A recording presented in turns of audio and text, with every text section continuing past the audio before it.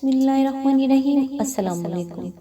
اللہ تعالیٰ سے دعا ہے اللہ رب العزت آپ کو اپنی رحمت کے صدقے روحانی جسمانی صحت و سکون عطا فرمائے، دنیا و آخرت کے ہر معاملے میں آپ کو سرخرو فرمائے۔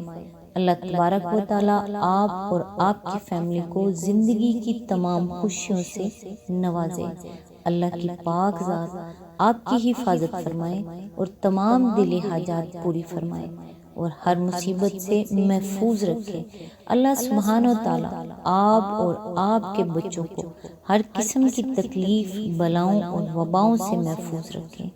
اللہ تبارک و تعالیٰ آپ کو، آپ کے بچوں کو ہر پل خوشیاں دیکھنے نصیب کرے۔ اللہ تعالیٰ بیماروں کو شفا اور بے گھروں کو گھر اور بے روزگاروں کو روزگار عطا کرے اور بے اولاد کو اولاد نصیب کرے، آمین۔ آج انشاءاللہ سورہ شعراء کی آیت نمبر 165 سے سٹارٹ کریں گے۔ اس کا ترجمہ اور تفسیر تفہیم القرآن سے بیان کروں گی جو اہل سنت جماعت کے لیے ہے۔ اعوذ باللہ من الشیطان الرجیم، بسم اللہ الرحمن الرحیم۔ کیا تم دنیا کی مخلوق میں سے مردوں کے پاس جاتے ہو؟ اس کی تفسیر ہے، اس سے دو مطلب ہو سکتے ہیں۔ ایک یہ کہ ساری مخلوق میں سے صرف مردوں کو تم نے اس غرض کے لیے چھانٹ لیا ہے کہ ان سے خواہش نفس پوری کرو، حالانکہ دنیا میں بکثرت عورتیں موجود ہیں۔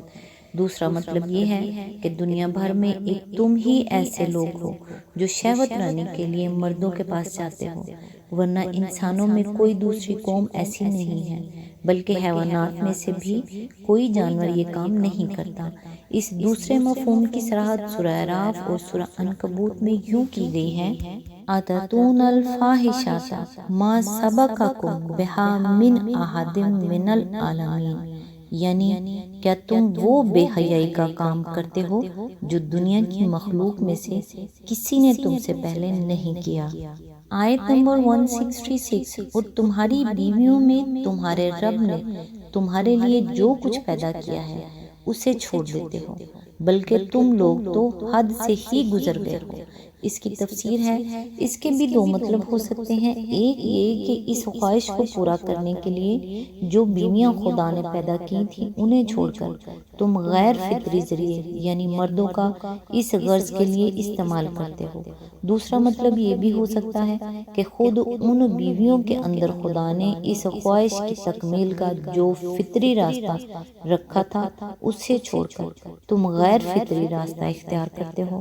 اس دوسرے مطلب میں یہ اشارہ نکلتا ہے کہ وہ ظالم لوگ اپنی عورتوں سے بھی خلاف وضع فطری فعل کا ارتکاب کرتے تھے۔ بعید نہیں کہ وہ یہ حرکت خاندانی منصوبہ بندی کی خاطر کرتے ہوں، یعنی تمہارا صرف یہی ایک جرم نہیں ہے، تمہاری زندگی کا تو سارا ہنجار ہی حد سے زیادہ بگڑ چکا ہے۔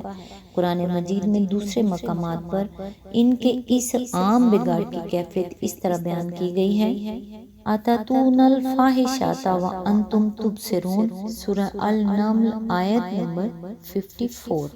یعنی کیا تمہارا یہ حال ہو گیا ہے کہ کھلم کھلا دیکھنے والوں کی نگاہوں کے سامنے فاحش کام کرتے ہو۔ أَإِنَّكُمْ لَتَأْتُونَ الرِّجَالَ وَتَقْطَعُونَ السَّبِيلَ وَتَأْتُونَ فِي نَادِكُمُ الْمُنْكَرَ، سورہ العنکبوت آیت نمبر 29۔ یعنی کیا تم ایسے بگڑ گئے ہو کہ مردوں سے مباشرت کرتے ہو، راستوں پر ڈاکے مارتے ہو اور اپنی مجلسوں میں اعلانیہ برے کام کرتے ہو۔ مزید تفصیل کے لیے ملاحظہ ہو تفہیم القرآن جلد 2 الحجر حاشیہ نمبر 39۔ آیت نمبر 167، انہوں نے کہا، اے لوط، اگر تو ان باتوں سے باز نہ آیا تو جو لوگ ہماری بستیوں سے نکالے گئے ہیں ان میں تو بھی شامل ہو کر رہے گا۔ اس کی تفسیر ہے، یعنی تجھے معلوم ہے کہ اس سے پہلے جس نے بھی ہمارے خلاف زبان کھولی ہے یا ہماری حرکتوں پر احتجاج کیا ہے یا ہماری مرضی کے خلاف کام کیا ہے وہ ہماری بستیوں سے نکالا گیا ہے۔ اب اگر تو یہ باتیں کرے گا تو تیرا حشر بھی ایسا ہی ہوگا۔ سورہ الاعراف اور سورہ نمل میں بیان ہوا ہے کہ حضرت لوط علیہ السلام کو یہ نوٹس دینے سے پہلے اس شریر قوم کے لوگ آپس میں یہ طے کر چکے تھے کہ اخرجوا آل لوط من قریاتکم انہم اناس یتطہرون، یعنی لوط اور اس کے خاندان والوں اور ساتھیوں کو اپنی بستی سے نکال باہر کر، یہ لوگ بڑے پاک باز بنتے ہیں، ان صالحین کو باہر کا راستہ دکھاؤ۔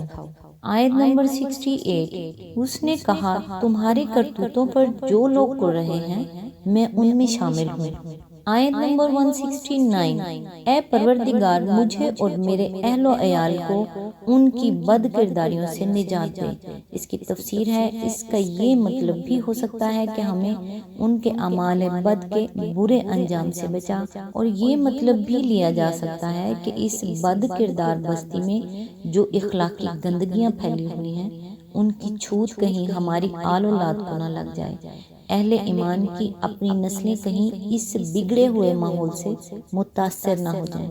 اس لیے اے پروردگار ہمیں اس ہر وقت کے عذاب سے نجات دے جو اس ناپاک معاشرے میں زندگی بسر کرنے سے ہم پر گزر رہا ہے۔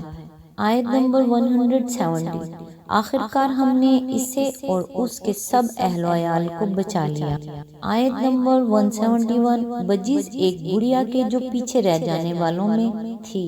اس کی تفسیر ہے، اس سے مراد حضرت لوط علیہ السلام کی بیوی ہے۔ سورۃ تحریم میں حضرت نوح علیہ السلام اور حضرت لوط علیہ السلام کی بیویوں کے متعلق فرمایا گیا ہے، کانتا تحت عبدین من عبادنا صالحین فخانتاہما۔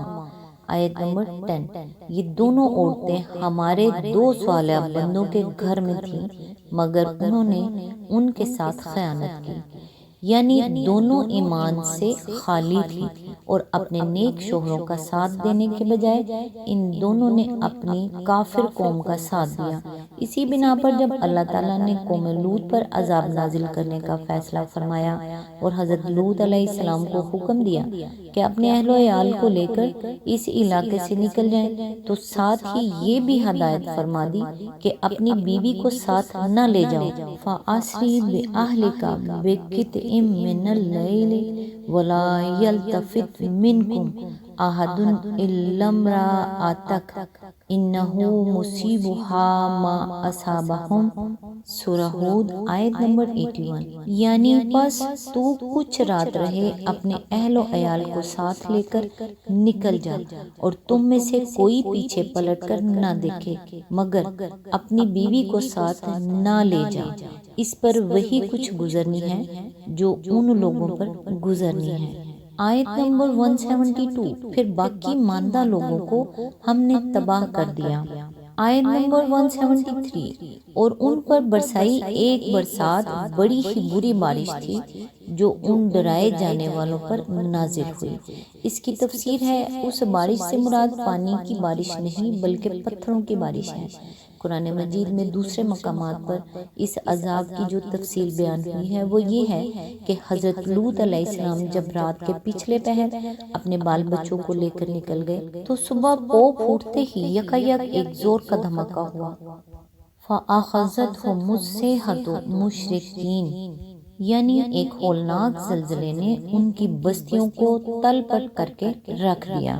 جَعَلْنَا عَالِيَهَا سَافِلَهَا، یعنی ایک زبردست آتش فشانی انفجار سے ان پر پکی ہوئی مٹی کے پتھر برسائے گئے۔ وَأَمْطَرْنَا عَلَيْهَا حِجَارَةً مِّن سِجِّلٍ مَّنضُودٍ، یعنی اور ایک طوفانی ہوا سے بھی ان پر پتھراؤ کیا گیا۔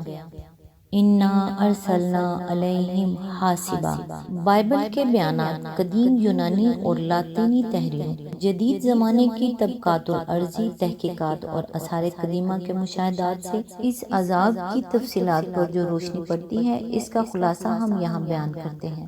بحر مردار یعنی ڈیڈ سی کے جنوب اور مشرق میں جو علاقہ آج انتہائی ویران اور سنسان حالت میں پڑا ہوا ہے، اس میں بکثرت پرانی بستیوں کے کھنڈروں کی موجودگی پتہ دیتی ہے کہ یہ کسی زمانے میں نہایت آباد علاقہ رہا تھا۔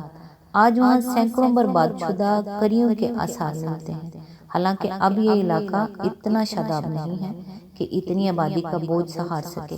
آثار قدیمہ کے ماہرین کا اندازہ ہے کہ اس علاقے کی آبادی و خوشحالی کا دور 2300 قبل مسیح سے 1900 قبل مسیح تک رہا ہے، اور حضرت ابراہیم علیہ السلام کے متعلق مورخین کا اندازہ یہ ہے کہ وہ 2000 برس قبل مسیح کے لگ بھگ زمانے میں گزرے ہیں۔ اس لحاظ سے آثار کی شہادت اس بات کی تائید کرتی ہے کہ یہ علاقہ حضرت ابراہیم علیہ السلام اور ان کے بھتیجے حضرت لوط علیہ السلام کے عہد ہی میں برباد ہوا ہے۔ اس علاقے کا سب سے زیادہ آباد اور سرسبز و شاداب حصہ وہ تھا جسے بائبل میں صدیم کی وادی کہا گیا ہے، جس کے متعلق بائبل کا بیان ہے کہ وہ اس سے بیشتر کہ خداوند نے سدوم اور عمورہ کو تباہ کیا۔ خداوند کے باغ یعنی عدن اور مصر کے مانند خوب سیراب تھی۔ پیدائش باب 13 آیت نمبر 10۔ موجودہ زمانے کے محققین کی عام رائے یہ ہے کہ وہ وادی اب بحر مردار کے اندر غرق ہے، اور یہ رائے مختلف آثار کی شہادتوں سے قائم کی گئی ہے۔ قدیم زمانے میں بحر مردار جنوب کی طرف اتنا وسیع نہ تھا جتنا اب ہے۔ شرق اردن کے موجودہ شہر القرق کے سامنے مغرب کی جانب اس بحر میں جو ایک چھوٹا سا جزیرہ نما اللسان پایا جاتا ہے، قدیم زمانے میں بس یہی پانی کی آخری سرحد تھی۔ اس کے نیچے کا حصہ جہاں اب پانی پھیل گیا ہے، پہلے ایک سرسبز وادی کی شکل میں آباد تھا، اور یہی وہ وادی صدیم تھی جس میں قوم لوط کے بڑے بڑے شہر سدوم، عمورہ، ادما، زبوئم اور زغر واقع تھے۔ 2000 برس قبل مسیح کے لگ بھگ زمانہ میں ایک زبردست زلزلے کی وجہ سے یہ وادی پھٹ کر دب گئی اور بحر مردار کا پانی اس کے اوپر چھا گیا۔ آج بھی یہ بحر کا سب سے زیادہ اتھلا حصہ ہے، مگر رومی عہد میں یہ اتنا اتھلا تھا کہ لوگ اللسان سے مغربی ساحل تک چل کر پانی میں سے گزر جاتے تھے۔ اس وقت جنوبی ساحل کے ساتھ ساتھ پانی میں ڈوبے ہوئے جنگلات صاف نظر آتے ہیں، بلکہ یہ شبہ بھی کیا جاتا ہے کہ پانی میں کچھ عمارات ڈوبی ہوئی ہیں۔ بائبل اور قدیم یونانی و لاطینی تحریروں سے معلوم ہوتا ہے کہ اس علاقے میں جگہ جگہ نفت یعنی پٹرول اور اسفالٹ کے گڑھے تھے، اور بعض جگہ زمین سے آتش گیر گیس بھی نکلتی تھی۔ اب بھی وہاں زیر زمین پٹرول اور گیسوں کا پتہ چلتا ہے۔ طبقات الارضی مشاہدات سے اندازہ کیا گیا ہے کہ زلزلے کے شدید جھٹکوں کے ساتھ پٹرول، گیس اور اسفالٹ زمین سے نکل کر بھڑک اٹھے اور سارا علاقہ بھگ سے اڑ گیا۔ بائبل کا بیان ہے کہ اس تباہی کی اطلاع پا کر حضرت ابراہیم علیہ السلام جب جبرون سے اس وادی کا حال دیکھنے آئے تو زمین سے دھواں اس طرح اٹھ رہا تھا جیسے بھٹی کا دھواں ہوتا ہے۔ پیدائش باب نمبر 19 آیت نمبر 28۔ آج تک کے لیے بس اتنا ہی۔ نیکسٹ انشاءاللہ آیت نمبر 174 سے سٹارٹ کریں گے۔ تب تک کے لیے دعاؤں میں یاد رکھیے گا۔ اللہ حافظ۔